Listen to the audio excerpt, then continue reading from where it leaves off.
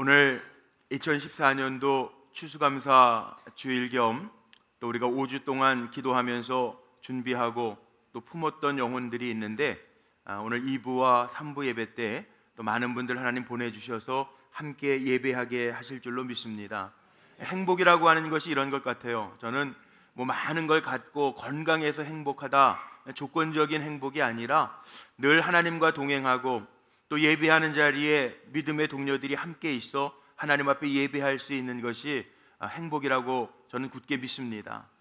그리고 담임 목사로 여러분들을 섬겨가며 기도하면서 정말 큰 행복은 어려운 중에도 기도하면서 응답되어지는 것 나누고 또 함께 기뻐하고 함께 감사하면서 이게 정말 행복이구나 라고 하는 것을 많이 느끼게 됩니다. 오늘도 말씀을 통해서, 특별히 하나님의 말씀을 통해서 우리가 정말 행복한 삶이란 어떤 삶인가 함께 좀 나누면서 생각해 보려고 합니다.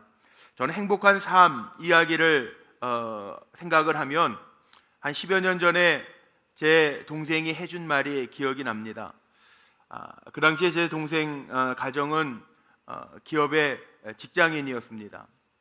그리고 아주 친한 친구 가정은, 그 동생의 친한 친구 한 가정은 그 당시에 벤처기업이 참 유행을 했었는데, 벤처기업을 경영하면서 소위 대박이 났습니다. 아주 크게 성공을 해서 돈을 많이 벌었는데, 그러니까 많이 부러워하더라고요. 저도 아는 동생의 친구인데 그 친구가 그렇게 됐다고 하는 얘기를 들으면서 부러워하더라고요. 그런데 얼마 지나서 동생이 저에게 이런 얘기를 해줬습니다.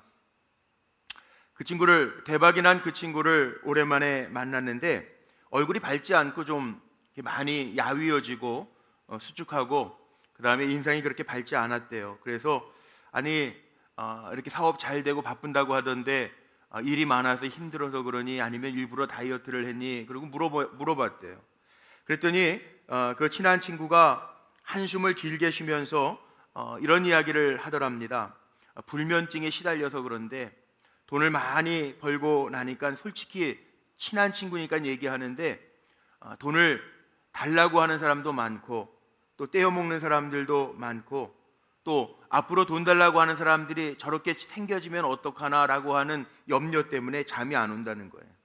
대박이 터지고 나서 많은 기업에 이렇게 좋은 기업으로 알려지고 나서 오히려 대인 공포증이 생겨서 인간관계를 기피하는 현상들이 생겨졌다는 거예요. 심지어는 그 사업을 하면서 그 친구의 부인의 남편은 골프를 참 좋아했는데, 골프는 4명이 치잖아요. 그러니까 그 친구들 중에서 또 돈 빌려달라고 하는 친구, 사업하는 친구들 분명히 있을 텐데 골프도 안 친대요. 혼자 낚시하러 다닌다고. 집에서 강아지 데려다가 기르는데, 강아지가 좋은 점은 아무리 잘해줘도 자기한테 돈 달라고 안 해서 좋다고.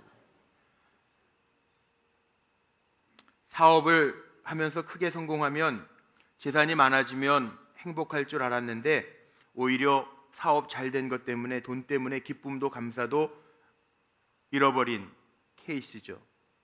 우리가 흔히들 돈 없는 사람을 가리켜서 가난하다고 이야기합니다. 가난한 사람, 이렇게 얘기합니다. 하지만 실상 돈밖에 없는 사람이 더 가난한 사람이라고 하는 것을 제가 느낀 적이 있습니다.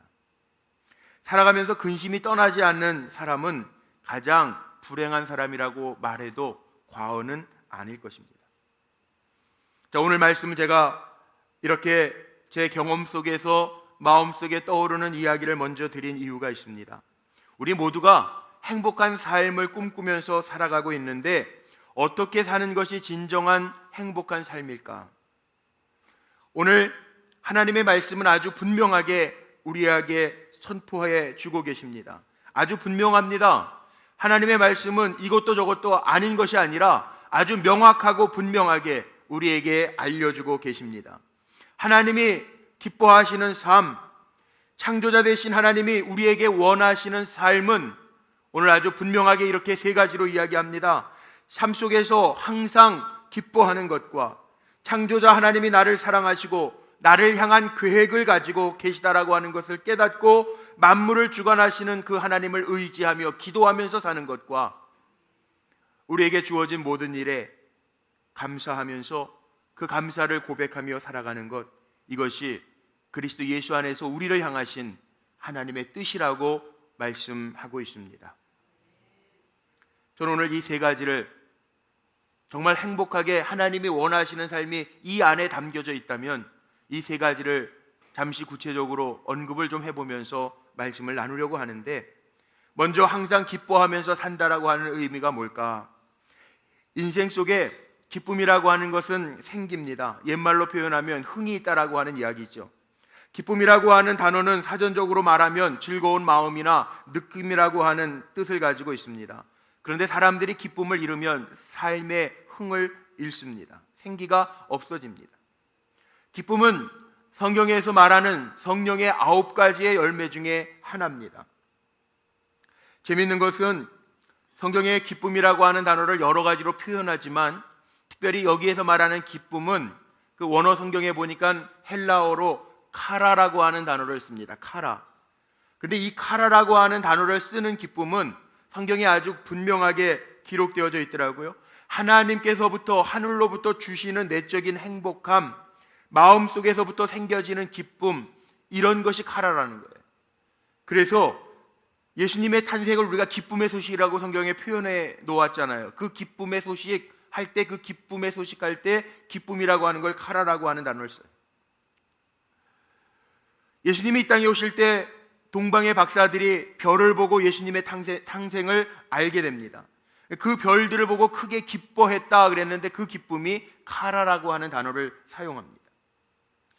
주님의 이름의 능력을 경험한 사람들, 누가복음 10장 17절 말씀에 보면 전도했던 70문도, 70인들이 그리스도를 증거하러 나아가서 귀신이 주님의 이름을 이야기할 때, 항복할 때 크게 기뻐했다라고 하는 말씀이 누가복음 10장 17절에 있는데, 그 주님의 이름의 능력으로 귀신이 쫓겨나가는 것을 보고 기뻐했던 그 기쁨이라고 하는 단어가 카라라고 하는 단어입니다. 사도행전 2장 28절의 말씀에 보면 살아난 생명의 기쁨이 있습니다.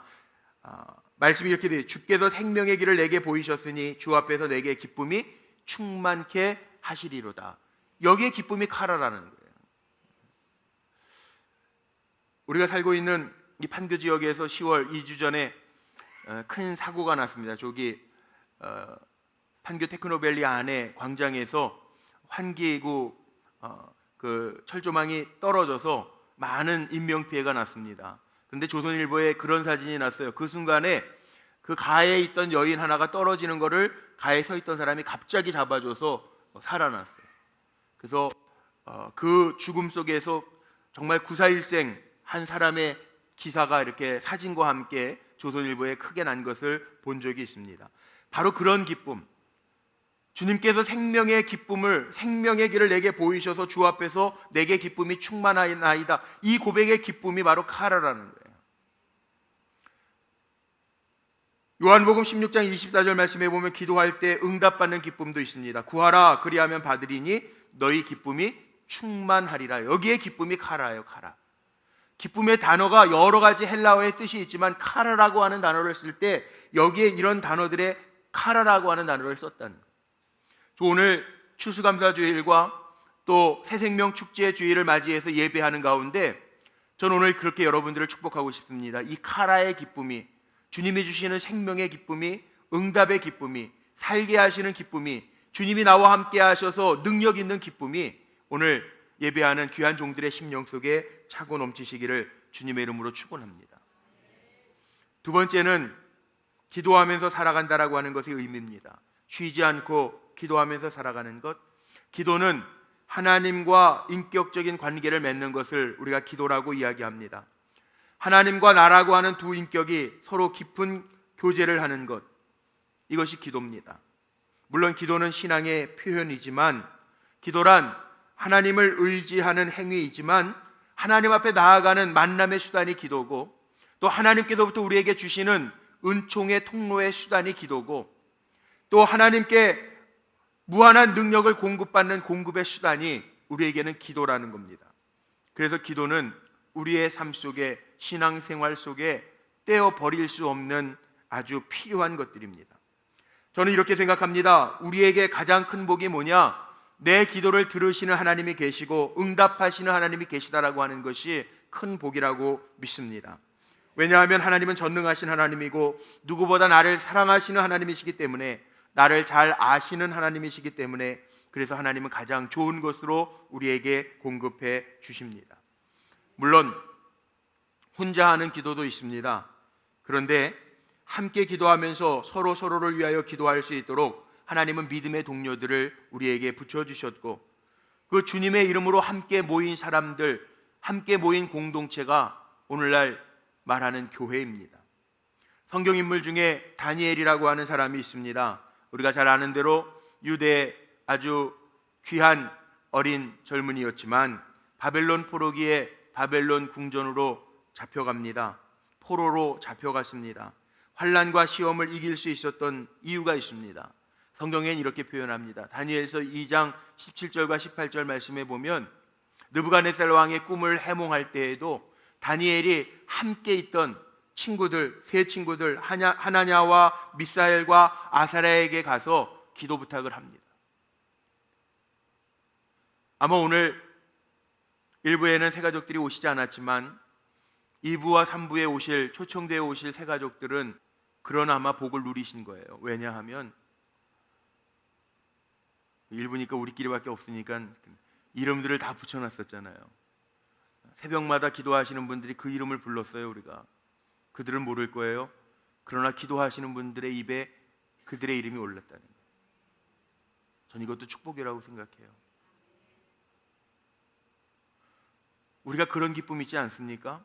언제 저는 행복하냐 하면 누군가 나를 위해서 기도해주고 있다는 게 저는 참 큰 힘이에요. 우리 성도님들에게도 그렇지 않아요? 누군가 내가 힘들 때, 내가 지쳤을 때, 내가 기도할 수 없을 때 누군가 나를 위해서 기도하네. 이게 얼마나 큰 능력이고 우리에게 좋은 일입니까?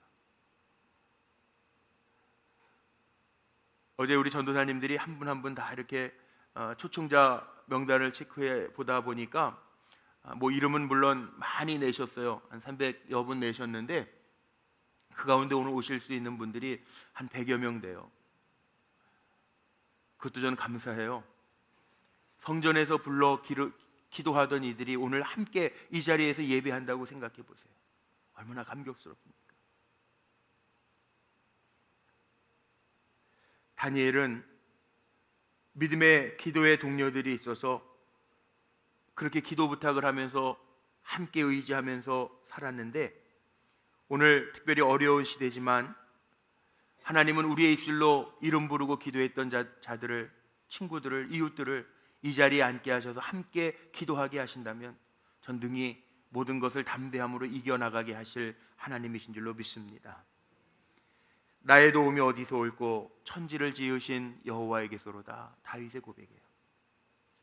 우리의 도움은 우리를 만드시고 우리를 가장 잘 아시는 하나님께로부터 온다는 거예요. 예수님도 인생의 모든 문제를 주님 앞에 내려놓으라고 도와주시는 분이시라고 이야기합니다. 그래서 이렇게 말씀하셨습니다. 수고하고 무거운 짐진 자들아 다 내게로 오라. 내가 너희를 쉬게 하리라. 오늘 예배하는 가운데 진정한 쉼을 얻는 믿음의 종들이 되시기를 주의 이름으로 축복합니다.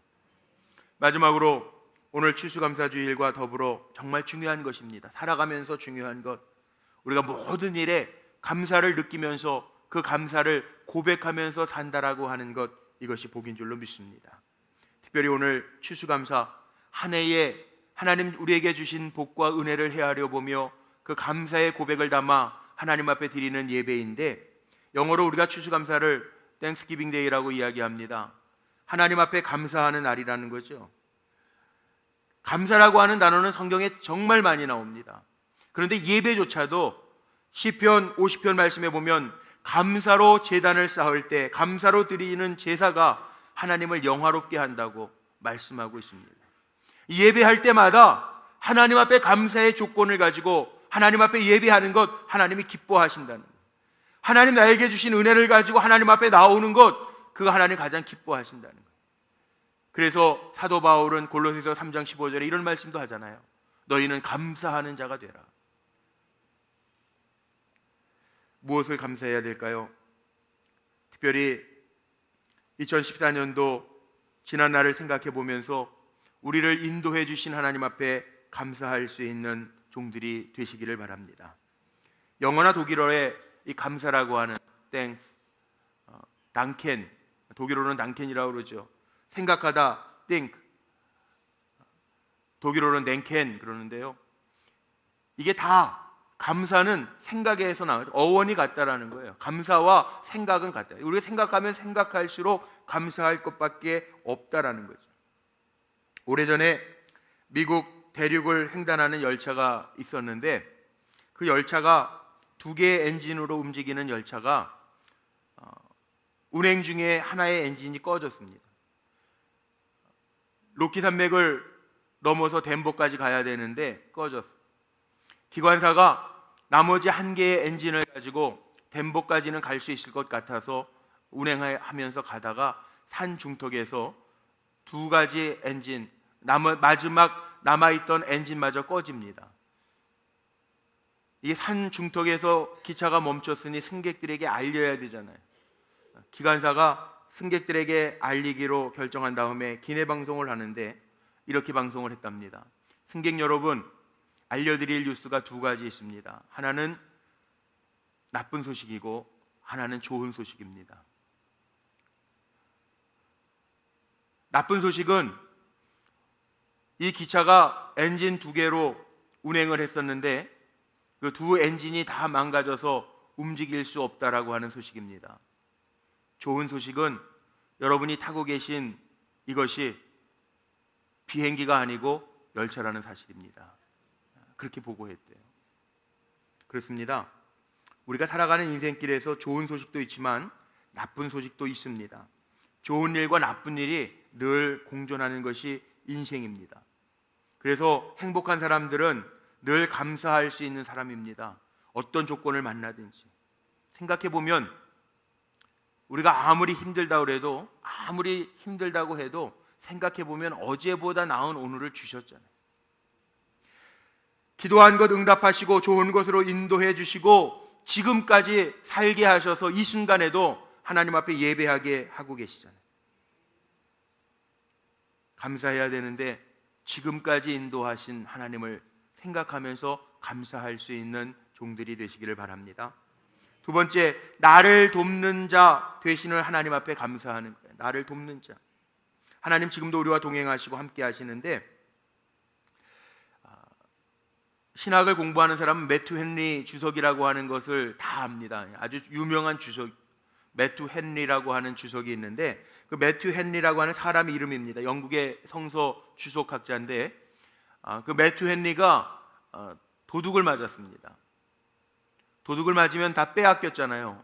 좋을 것도 없고 감사할 것도 없고 원망할 것밖에 없는데 이 매튜 헨리가 오히려 이 도둑을 맞고 나서 네 가지를 감사했대요. 첫째는 전에는 도둑을 맞은 적이 없는데 처음으로 도둑 맞은 것, 이 어려운 때 처음으로 도둑 맞은 것에 대해서 감사했고, 두 번째는 비록 지갑에 돈을 빼앗겼지만 생명을 빼앗기지 않은 것에 대해서 감사했고, 세 번째는 물질은 빼앗겼는데 남아있는 것이 너무 많아서 감사했고, 네 번째는 내가 도둑질하지 않고 도둑 맞은 것에 대해서 감사했다는 거예요. 감사의 조건을 찾으면 거꾸로 삶의 상황, 어려운 상황 속에서도 감사의 이유들을 대라고 하면 우리는 이유가 얼마나 많은지 몰라요.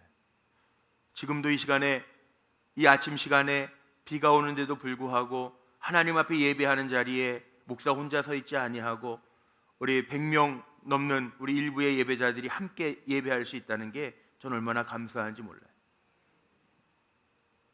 오늘도 함께 찬양하며 복된 주일 아침서부터 하나님을 바라보며 달려갈 수 있음이, 또 우리가 건강하게 움직일 수 있어서 이전에 이른 아침부터 나와서 하나님 앞에 예배할 수 있음이 감사의 조건이 아니겠습니까? 지금도 감사의 이유들이 더 많이 있음을 기억하며 나와 동행하신 하나님 앞에 감사하고 담대하게 앞으로도 살아갈 수 있는 믿음의 종들이 되시기를 바랍니다. 비교하지 마십시오. 비교하면서는 감사라고 하는 게 만족할 수가 없습니다. 요즘에 결혼들 늦게 하는데 그래서 뭐 노총각, 노처녀라는 단어도 요즘에는 별 의미가 없죠. 옛날에는 노총각이라고 하는 노처녀 뭐 이런 이야기들이 많이 있었는데, 결혼을 늦게 하는 노총각에게 이런 질문, 왜 결혼 안 하고 이렇게 늦게 하냐 그랬더니 자기의 마음에 눈에 드는 신부감이 없어서래요. 어떤 신부감을 원하냐고 그랬더니 아주 줄줄이 목록이 나옵니다. IQ 130 이상, 얼굴은 김태희 형, 몸매는 이효리 형. 막 세상에 그런 여자가 그런 노총각한테 시집으로 올까요? 자기의 조건에 맞춰서 찾고 비교해서 감사를 만든다고 한다면 만족감이 없을 거예요. 저는 오늘 이 시간에 우리의 감사의 이유는 오늘도 나를 구원해 주시고 여호와의 이름을 부를 수 있고 그 권세를 주심에 감사하고 우리를 통해서 이루어 가실 하나님의 역사, 그걸 기대하면서 감사할 수 있는 시간이 되시기를 바랍니다. 얼마 전에 신방을 가는 길에 라디오를 틀었는데 아침에 여성시대라고 하는 프로그램이 있더라고요. 거기에 그런 기사가 편지글을 읽는 것을 제가 들었습니다. 한 여인이, 평범한 여인이 이런 고백을 합니다. 하루하루 살면서 감사가 없고 지루하게 느껴졌대요. 왜 이렇게 인생이 지루하냐고 이런 불평을 하면서 지났는데, 그 아이가 갑작스럽게 중병이 걸렸는데 그 편지에서 그렇게 얘기하더라고요. 아무 일 없이 지루하게 지내는 나날들이 그게 지루한 나날들이 아니고 갑자기 어려운 일을 겪어보니까 그 지루한 나날들이 오히려 감사한 나날들이었다라고 하는 이야기를 하는 걸 들었습니다. 그렇습니다. 우리도 마찬가지인 것 같아요. 감사라고 하는 것은 우리가 하나님과 나와의 1대1의 관계 속에서 이루어지면 되는 거지, 물론 남이 드리는 감사를 바라보면서 비교한다면 그건 또 감사가 식어질지 모르겠어요. 그러나 우리는 이기적인 감사를 하나님 앞에 남들보다 뭘 더 가졌기 때문에 감사하는 사람이 아니라 오늘 이 시간에도 주인 되신 하나님이 내 삶을 붙들고 계시기에 그것 하나만 가지고도 감사할 수 있는 삶이 되시기를 간절히 바랍니다. 그래서 사도 바울은 믿음의 성도들에게 감사하는 자가 되라고 당부하고 있습니다. 뒤집어 생각해 보면 우리가 불평하고 원망할 요소들도 다 감사의 조건들이라는 거예요. 얼마 전에 어느 책에서 읽은 글입니다. 저는 이 내용이 마음에 와닿는데 제가 한번 좀 읽어드리려고 합니다. 내용은 이렇습니다. 10대 자녀가 반항을 하면 그건 아이가 거리에서 방황하지 않고 집에 잘 있다라고 하는 것이고, 지불해야 될 세금이 있다면 그건 나에게 직장이 있다는 것이고, 파티를 하고 나서 치워야 할 게 너무 많다면 그건 친구들과 즐거운 시간을 보냈다라고 하는 것이고, 옷이 몸에 좀 낀다면 그건 내가 잘 먹고 잘 살고 있다라고 하는 증거이고, 닦아야 할 잔디와 닦아야 할 유리, 고쳐야 할 하수구가 있다면 그건 나에게 집이 있다라고 하는 증거이고, 정부에 대한 불평과 불만의 소리가 많이 들리면 그건 언론의 자유가 있다는 것이고, 주차장 맨 끝 먼 곳에 겨우 자리 하나가 있어 차를 세웠다면 그건 내가 걸을 수 있는데도 차까지 있다라고 하는 것이고, 난방비가 너무 많이 나왔다고 한다면 그건 내가 지금 따뜻하게 살고 있다고 하는 증거이고, 우리에게 더 이게 와닿는 말일지 모르겠는데, 교회에서 옆자리에 앉은 아줌마의 엉터리 찬송이 영 내게 거슬린다면 그건 내가 잘 들을 수 있다라고 하는 증거이고, 세탁하고 다림질해야 할 옷이 산더미같이 쌓였다면 그건 나에게 입을 옷이 많다는 증거이고, 온몸이 뻐근하고 피곤하다면 그건 내가 열심히 일했다라고 하는 것이고, 이른 새벽 시끄러운 자명종 소리에 잠을 설치고 깼다면 그건 내가 살아있다라고 하는 증거이고, 이메일이 너무 많이 쏟아진다면 그건 나를 생각하는 사람들이 그만큼 많다는 것이지요. 마음속에 나도 모르게 일어나는 불평, 불만들 바꾸어 생각해 보면 또한 감사한 일이라고 하는 것을 깨닫게 됩니다. 이런 글이에요. 우리가 그냥 아무렇지도 않게 원망하고 불평할 수 있는 일들도 거꾸로 생각해 보면 감사의 거리들이라고 하는 것을 알려주는 좋은 글이라고 생각합니다. 오늘 말씀을 마치며 결론을 내립니다. 하나님 앞에 오늘 나와서 예배하는 여러분 모두를 주님의 사랑으로 환영하고 사랑합니다. 앞으로도 삶 속에 주님이 주시는 기쁨, 또 주님을 의지하면서 기도할 수 있는 기도의 입술, 그리고 나에게 어떠한 일이 주어져도 내 삶을 인도하시고 이끌어 주시는 하나님 앞에 감사할 수 있는, 그래서 더 풍성한 삶을 살아가는 믿음의 백성들이 되시기를 주님의 이름으로 축원합니다. 우리 이 시간 잠시 우리 결단의 기도를 하기를 원하는데, 하나님의 뜻이 이거라면 하나님 항상 기뻐하고 쉬지 않고 기도하고 범사에 감사할 수 있는 종이 될 수 있도록 나를 붙잡아 주옵소서. 우리 결단하면서 우리 1, 2분만 하나님 앞에 기도하겠습니다.